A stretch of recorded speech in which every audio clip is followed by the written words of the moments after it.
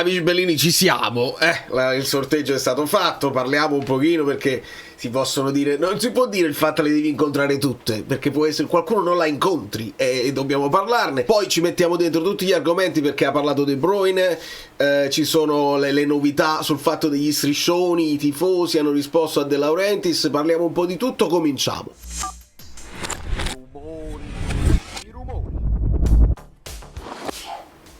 Plessio, tra l'altro Romano parte con un anno all'interno del canale, come dice Moretto. Voltemade, cioè il Napoli ha chiesto il prestito di Voltemade che ha pagato 75 milioni l'anno scorso al Newcastle, che significa secondo me una velina gigante, come per dire sì, ci interessa Guiu, ma possiamo anche andarci a prendere Voltemade gratis se non abbassate le pretese voi del Chelsea. Come se il Chelsea e il Newcastle non parlassero tra di loro. Quelli fanno tutte delle pastette in Inghilterra, si pagano i giocatori dai 170 in su, si ricomprano tra di loro. Mi concederete insomma di mettere Voltemade nel titolo per far arrivare nuovi iscritti. Voi vecchi iscritti già sapete, così non si scrive. Vabbè. Sono Buttanad. Non ci credo. Allora, se ci spostiamo un attimo, voi lasciate il like. Queste sono le nostre amiche, le nostre sorelle, l'Inter, il Como e la Roma. Cosa dovranno incontrare? Chi dovranno feseggiare? To face. No, l'Inter, Liverpool, Real Madrid, Bruges, Borussia Dortmund, Shakhtar, Feyenoord, Stuttgart e Bratislava. Insomma, Liverpool, Real Madrid, sappiamo che alla fine prese dal pot numero 1 ci sono squadre forti e dal pot numero 2 e 3 che devi essere un po' più fortunato. La Roma, Real Madrid, Paris Saint-Germain, tra l'altro l'avete vista, no? La presentazione, non so se l'avete vista, magari qualcuno non era nella presentazione di ogni squadra. Ovviamente si parte col PSG, c'è un gol di Kvara. No, detta così, cioè i giocatori più rappresentativi poi scelti: Kvara, Kane, Mbappé, Szoboszlai, Susic per l'Inter, Holland, Gyökeres, poi c'era Fermín López e Lookman per l'Atletico di Madrid. Per il Napoli c'è un gol di Højlund su cross, se non sbaglio, di Olivera. Roma con Real Madrid, Paris Saint-Germain, Sporting, Manchester United, Lille, Fenerbahce, quindi Lukaku di cui sopra, Bratislava e AEK di Atene. Il Como si affaccia all'Europa che conta, dovendo affrontare il Paris Saint-Germain. Vedete il Paris Saint-Germain sia Roma che Como. Noi siamo stati là. Barcellona, Como Barcellona, Como Manchester United, Real Betis, Lipsia, Feyenoord. Perché TBD? Che cos'è quello la TBD? Poi lo scopro. C'è una che non si capisce. Sarà una tra i Viking probabilmente e il Lens. Calma, lo scopriamo. Ma ci rispostiamo per parlare del Napoli. Perché? Il Napoli incontra di nuovo il Manchester City. L'ordine non è quello, perché sabato ci saranno i sorteggi per l'ordine delle partite. Insomma, dobbiamo andare lì. Dobbiamo andare di nuovo a Manchester. De Bruyne deve tornare un'altra volta a Manchester e proprio De Bruyne ha detto: io non amo giocarci contro. L'intervista di De Bruyne, ne possiamo parlare brevemente, è l'intervista di uno che non se ne frega proprio, che è così larger than life, che non è che si deve stare là a mantenersi le parole, sì, è molto sincero e dice anche: io sia con Allegri lui cura di più magari i rapporti personali, Conte è ossessionato dal calcio. Ha aggiunto anche: io mi sono divertito anche l'anno scorso, cioè non c'è assolutamente problema. E ci ricordiamo che quando arrivò gli fecero la domanda: la presenza di Conte ti ha spinto ad accettarlo? Lui ha detto no, non mi interessa proprio, avevo già scelto. Anche perché De Bruyne era stato scelto, ci hanno detto, da marzo, e quindi l'idea che fosse un acquisto per Allegri già ce l'avevamo. Quindi anche l'idea che Allegri non lo voglia utilizzare mi sembra un po' strano. Quindi si troverà spazio per De Bruyne, che deve tornare al City. Non è il City di Guardiola ovviamente, ma è sempre il City, e quindi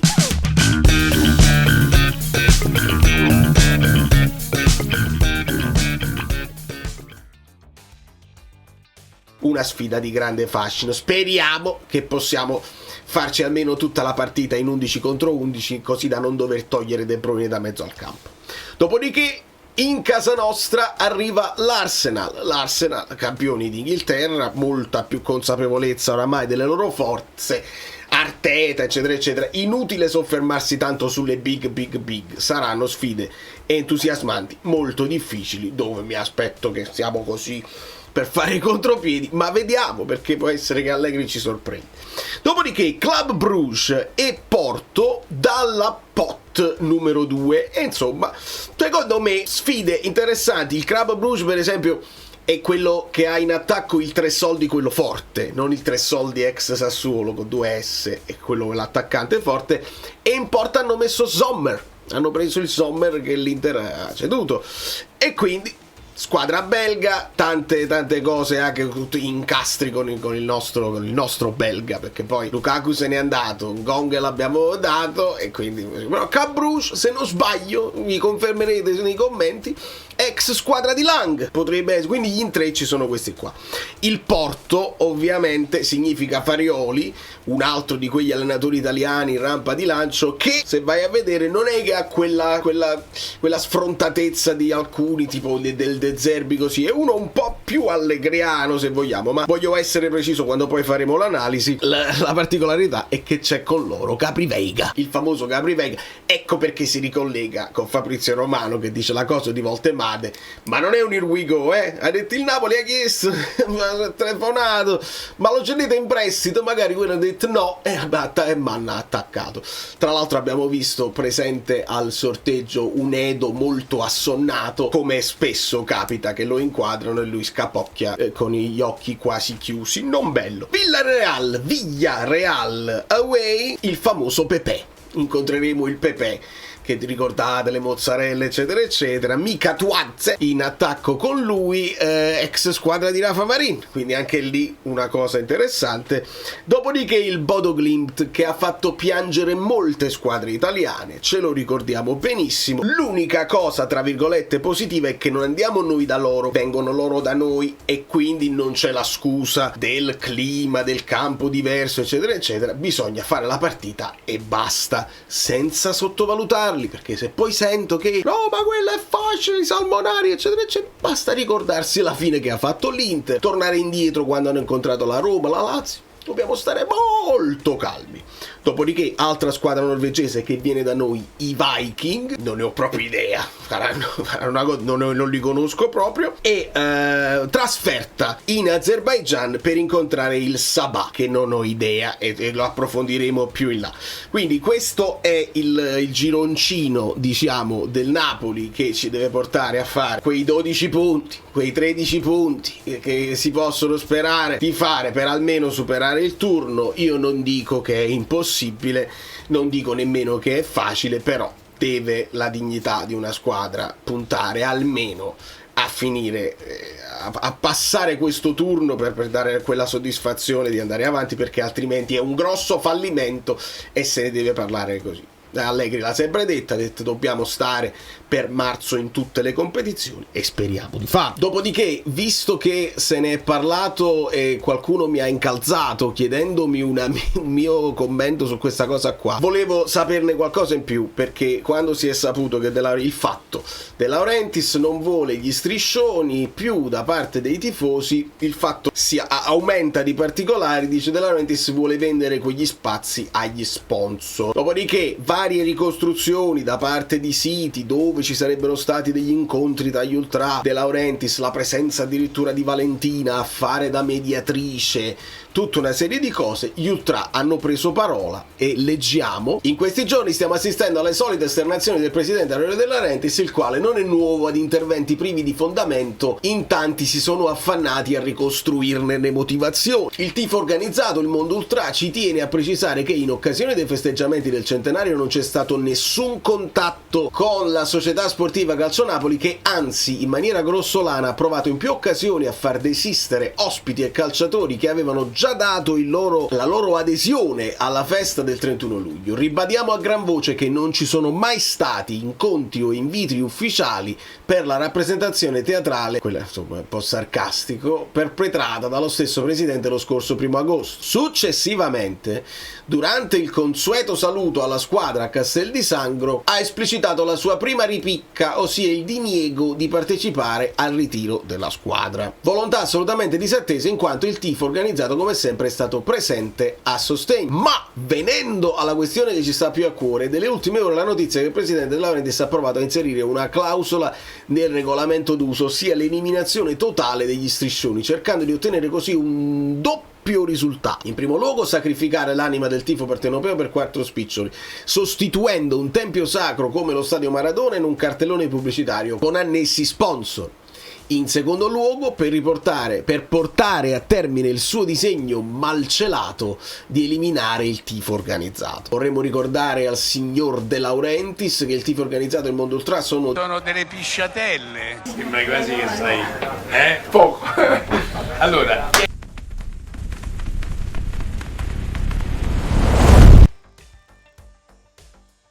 di gran lunga preesistenti alla sua gestione ed hanno accompagnato e sostenuto la maglia del Napoli prima che lui si occupasse di calcio.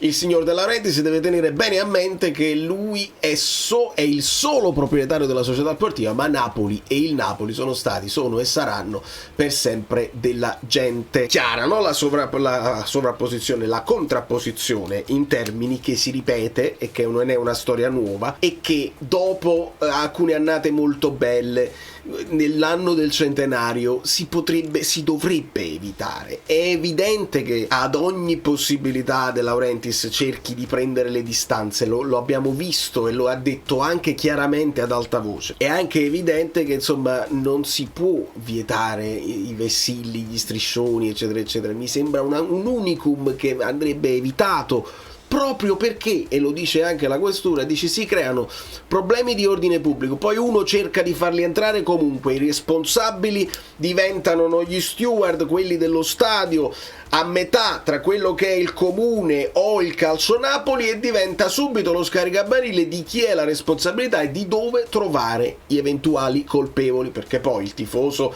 un pochino più che si fa prendere, se la prende con uno che magari è un dipendente che deve far solo rispettare le regole, e non mi sembra il caso. Quindi è veramente una roba da risolvere, da evitare, e che fa solo male a una stagione che è già iniziata e che va cavalcata sul corsiero del sole in maniera serena e non così. Io non voglio, insomma, io aspetto come si sviluppa la stagione, però ci sono alcune cose che, nonostante grandi vittorie e posizionamenti in classifica di altissimo rilievo, il Napoli Micheli non l'ha sostituito. Il medico lo sostituisce con il vice. Sento delle voci che insomma altra gente in società che ha importanza importante, perdonate la ripetizione, forse escono dalla società. Edoardo De Laurentiis, vicepresidente, è stato messo a responsabile del centro sportivo, che non è nostro, ma come responsabile, come organizzazione eccetera, quindi presidente che fa anche un'altra carica. Manna, che ha dimostrato di avere delle difficoltà in un mercato difficile, non è affiancato da un grande team, stiamo sempre di più assottigliando quello che è la società, e questo in un calcio che va in una direzione completamente opposta può essere una difficoltà, che noi speriamo che il campo non si veda mai. Però prima un Oriali ce l'avevi, adesso non ce l'hai, e questa cosa a me non fa impazzire, lo volevo dire. Con buona pace di Pedullà, pare che Mazzocchi vada al Cagliari, le ultime notizie vogliono questo, quindi ci spieghiamo tutto, inutile che vi faccio vedere di nuovo le liste. Mazzocchi va, è entrato Badiashile, quindi se deve venire un under può venire, se invece deve venire un Voltemade, se invece deve venire un Gabriel Jesus, un altro giocatore che è un over, il Napoli deve piazzare o Lang, deve piazzare o Giovani, deve piazzare o Neres o deve piazzare o Lucca, e io non mi sembra che ci siano grandi movimenti per questi giocatori qua. Stiamo piazzando Shedira molto bene all'Avellino, abbiamo piazzato Ngonghe al Monza e Foloruncio al Monza molto bene, pare che siano altri prestiti, ci ritornano a calcio, va bene. Bisogna piazzare Cagiasti, bisogna pazziare con Caiuste e bisogna risolvere Lindstrom in qualche modo. Da New York, Valerio Frudo è tutto, vi abbraccio e vi bacio, qualcosa me la sarò dimenticata, me la dite voi nei commenti, ma il contenuto andava fatto.